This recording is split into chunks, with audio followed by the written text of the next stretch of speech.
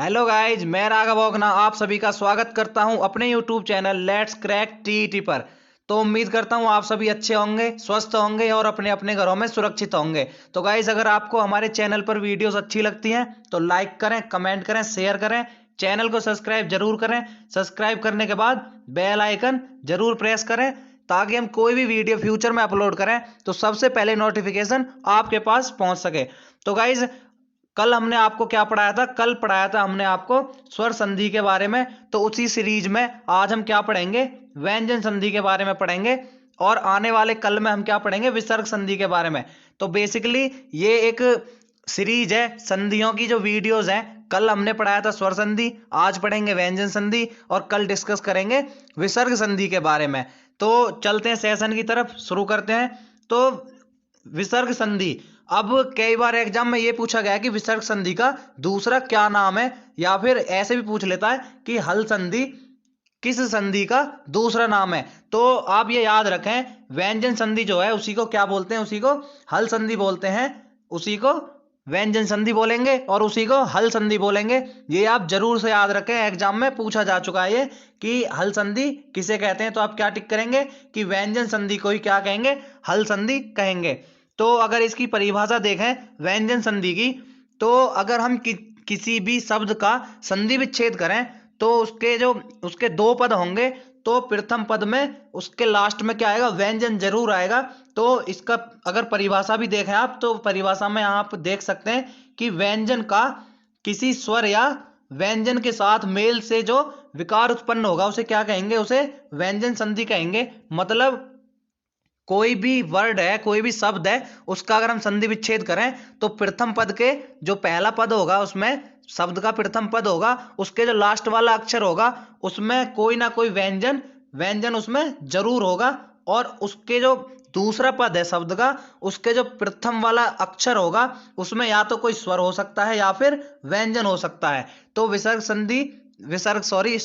संधि बेसिकली क्या है? व्यंजन संधि ये है कि व्यंजन व्यंजन का मतलब ये हो गया कि कोई भी हम अगर शब्द का संधि विच्छेद करें तो व्यंजन का स्वर या व्यंजन के साथ मेल होगा, और उस मेल से जो विकार उत्पन्न होगा, विकार कहें या परिवर्तन कहें, तो उसे क्या कहेंगे? व्यंजन संधि कहेंगे। अब इसकी एक छोटी सी ट्रिक है कि ट्रिक क्या है? जिस भी संधि विच्छेद में प्रथम पद में व्यंजन पर हलंत हो, मतलब ये हो गया, अगर हम किसी भी एक शब्द का संधि विच्छेद करें और प्रथम पद में जो अंत में व्यंजन आएगा ही आएगा, तो उसमें अगर हलंत हो तो वो क्या होगा? वो आंख बंद करके आप बता सकते हैं कि वो क्या होगी? वो व्यंजन संधि होगी। अगर लास्ट में व्यंजन है तो सीधा सीधा व्यंजन संधि होगी। जिस भी संधि विच्छेद में हलंत हो वो किस में जाएगा? वो जाएगा आपका व्यंजन संधि में। अब व्यंजन संधि के आपने पहले भी अगर वीडियोस देखी होंगी वीडियोस, आपने बहुत यूट्यूबरों ने, बहुत से टीचरों ने, शिक्षकों ने वीडियोस जो हैं डाली हुई हैं। तो उसमें आपको व्याकरण के हिसाब से बहुत सारे रूल वगैरह दिए हैं जो अच्छे से समझ नहीं आ पाते। तो इसी को देखते हुए कुछ नियम है जो मैं आपको बताने वाला हूं, जो कि है तो इसके 13 नियम। वैसे अगर व्यंजन संधि के देखें तो कितने नियम है? 13 नियम है व्याकरण के हिसाब से। लेकिन टेट, सुपर टेट या फिर सी टेट के हिसाब से अगर हम देखें, उस नजरिए से, पॉइंट ऑफ व्यू से हम देखें, तो जो मैं आपको ये नियम पढ़ाने जा रहा हूं ये केवल ये ही एग्जाम में पूछे गए हैं, और ये मोस्ट इंपोर्टेंट नियम मैं छांट करके आपके लिए लेकर आया हूं। 13 नियमों में से ये कुछ 4 या 5 नियम होने वाले हैं। चलिए करते हैं स्टार्ट, पढ़ते हैं नियमों के बारे में। तो जो प्रथम नियम है, जो पहला नियम है, वो क्या कहता है? पहला नियम कहता है कि जिस भी अगर किसी संधि का संधि विच्छेद करें तो उसमें या फिर किसी वर्ड में आधा जय, यहां पर आप देख सकते हैं आधा जय, अगर किसी वर्ड में, किसी शब्द में उसके बीच में आधा जय या आधा लय आता है, तो अगर उसका संधि विच्छेद करेंगे तो वो किस में कन्वर्ट होगा? आधा तय में कन्वर्ट होगा। जैसा कि आप उदाहरण देख सकते हैं कि सज्जन, अब इसमें क्या है? स ज, आधा ज और फिर ज और न, और इसका अगर संधि विच्छेद करेंगे तो क्या होगा? सत धन जन, सत प्लस जन। अब आप इसको धन बोले या प्लस बोले, जो भी आपको कंफर्टेबल लगे आप वो बोल सकते हैं। तो सत धन जन हो गया, ता आधा तय हो जाएगा आधे जा का। अब यहां पे आप देख सकते हैं कि आधा ला है उल्लेख, तो आधे ल का क्या हो जाएगा, इसका भी आधा तय हो जाएगा। अब बेसिकली इसको याद कैसे रखेंगे, ये तो हो गया एक नियम। अब नियम तो सभी को याद नहीं रहते, ज्यादातर नियम को भूल ही जाते हैं, तो इसको बेसिकली आप याद कैसे रखेंगे। सबसे पहले ये देखना है कि आपको ना संधि जो वर्ड है, संधियों का संधि विच्छेद करना आना चाहिए। तो अगर संधि विच्छेद करना आपको आता है तो आप बेसिकली ये नियम याद करने की आपको इतनी आवश्यकता नहीं होगी। जैसे कि अब सत प्लस जन आपको ये लिखा मिले, अगर आपको एग्जाम में संधि विच्छेद लिखा मिले तो आप इजीली बता सकते हैं कि कौन सी संधि है। लेकिन ये अगर वर्ड ये शब्द लिखे मिलते हैं, जैसे उल्लेख हो गया, सज्जन हो गया, तो इनमें क्या होता है, थोड़ा कंफ्यूजन हो जाता है। तो इसलिए आप याद रखें कि आधा ज या आधा ल आएगा तो वो आधे त में जाएगा और वो क्या बनेगा, वो बनेगा आपका व्यंजन संधि। तो अगर नियम नंबर 2 देखें इसका, ये तो हो गया पहला नियम। अब नियम नंबर 2 देखें तो आधा ग जो होता है वो आधा क में कन्वर्ट हो जाएगा। जैसा आप देख सकते हैं आधा ग आधा क में कन्वर्ट हो जाएगा। जैसे अगर उदाहरण के लिए आप यहाँ देख सकते हैं, उदाहरण लिखा हुआ है कि दिग्गज। अब दिग्गज को कैसे लिखेंगे, अगर एग्जाम में या हम आपसे कहें कि आप दिग्गज का क्या संधि विच्छेद कीजिए, अब आप ये तो बता सकते हैं कि इसमें व्यंजन संधि है, लेकिन अगर पूछा जाए कि संधि विच्छेद कीजिए तो आप बहुत से ऐसे लर्नर्स होंगे जो दिग्गज को क्या लिखेंगे, दिग और उस पे हलंत प्लस क्या गज, दिग प्लस गज। जबकि ये क्या हो गया, ये हो गया आपका रॉन्ग, गलत हो गया ये। तो सही क्या होगा, जो आधा ग है वो किस में बदलेगा, आधा क, आधा ग आधा क में बदलेगा। तो आप इसको क्या लिखेंगे, सही क्या होगा इसका संधि विच्छेद, दिक प्लस गज, दिक प्लस गज। तो क्या हो गया, दिग्गज। अब आप ये बोल के देखा दिग्गज दिग्गज दिग्गज, तो कहीं ना कहीं आपके माइंड में ट्रेंड कर जाएगा वर्ड कौन सा, दिग्गज। तो अगर आप नियम भी ऐसे याद नहीं रख पाते, अगर संधि विच्छेद ऐसे याद करना चाहें, वर्ड क्या होता है कि अगर आप संधि विच्छेद पढ़ें तो आप शब्द को आसानी से अपने माइंड में ट्रेंड करा सकते हैं, अपने माइंड में याद कर सकते हैं। लेकिन अगर आप वर्ड या शब्द को पढ़ते हैं तो आप उसमें फिर संधि विच्छेद नहीं कर सकते। क्यों, क्योंकि संधि विच्छेद हम इजीली नहीं कर पाते जब तक हमें नियमों के बारे में पता ना हो या ट्रिक्स के बारे में नहीं पता हो। तो अगर संधि विच्छेद पेपर में आए, एग्जाम में आए और आपसे पूछा जाए कि दिक प्लस गज ये कौन सा वर्ड बनेगा, तो आप बोल कर देख लें दिग्गज दिग्गज दिग्गज, तो कहीं ना कहीं आपके माइंड में वर्ड ट्रेंड करेगा दिग्गज, तो आप उसको टिक कर देंगे। तो चलते हैं नियम नंबर 3 की तरफ। तो नियम नंबर 3 बोल रहा है कि अगर वर्ड में जो संधि विच्छेद करने के लिए जो हमें शब्द दिया जाएगा, तो अगर उस शब्द में क्या बड़ा सा हो, कौन सा सा, बड़ा सा बोलते हैं इसे, तो वो क्या किस चीज में बदलेगा, वो ईस में बदलेगा। क्यों बदलेगा, क्योंकि ये नियम है। अब कैसे बदलेगा वो अब आप उदाहरण में देख लीजिए कि देवेश। अब जैसे देवेश में क्या है, लास्ट में क्या दिया हुआ है, बड़ा सा, देवेश। तो अब बड़ा सा है, तो अभी हमने आपको बताया कि बड़ा सा किस में कन्वर्ट होगा, ईस में। तो इसका संधि विच्छेद क्या हो गया, देव प्लस बड़ा ई और बड़ा सा, देवेश। तो देवेश का क्या हो गया, देवेश का हो गया देव प्लस बड़ा ई और बड़ा सा, तो देवेश हो गया। बेसिकली कहना यह है इसमें कि जो अगर वर्ड में स दिखे तो वो स जो लास्ट में होगा उसका ईस हो जाएगा, देवेश का क्या हो गया, देव प्लस ईस हो गया।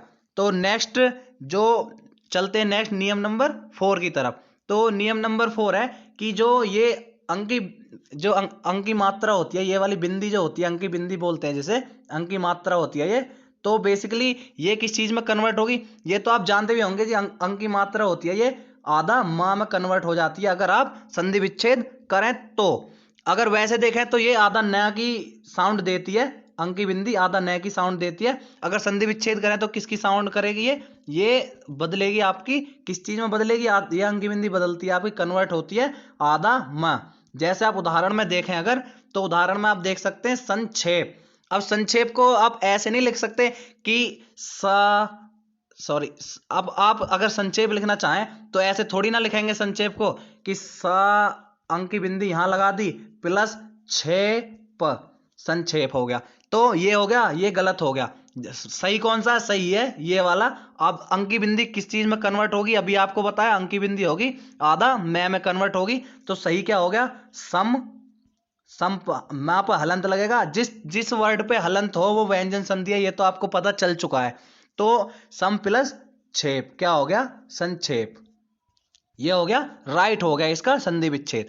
अब एक थोड़ा सा जो एक ट्रिकी, अगर आप देखें तो ये थोड़ा ट्रिकी है। नियम नंबर 5 है जो, इसमें क्या है, जो आधा च होता है, अगर किसी भी शब्द में आधा च है, अगर उसका संधि विच्छेद करें तो क्या हो जाएगा, वो गायब हो जाता है, समाप्त हो जाता है। अगर ये आपको पता हो कि नहीं हो ये कह नहीं सकते हम, लेकिन हम आपको बता रहे हैं, आप आगे से आप याद रखें, कोई भी अगर आधा च आएगा किसी वर्ड में तो उसका संधि विच्छेद करेंगे, वो क्या होगा, वो समाप्त हो जाएगा। जैसे अब यहां से यहां उदाहरण में देखें तो अनुच्छेद, अब अनुच्छेद में क्या हुआ कि अनु प्लस छेद। अब आप अनुच्छेद को क्या लिखेंगे, अगर अनुच्छेद अनु प्लस छेद भी नहीं लिखना चाहें, अनुधन छेद नहीं लिखना चाहें, तो अनुच्छेद को अनु प्लस च छ ए और द, ऐसे तो नहीं लिख सकते, ये तो हो गया रॉन्ग। तो क्या ठीक होगा, सही क्या होगा, अनु प्लस छेद। तो जो बेसिकली आदत चा है वो समाप्त हो जाएगा।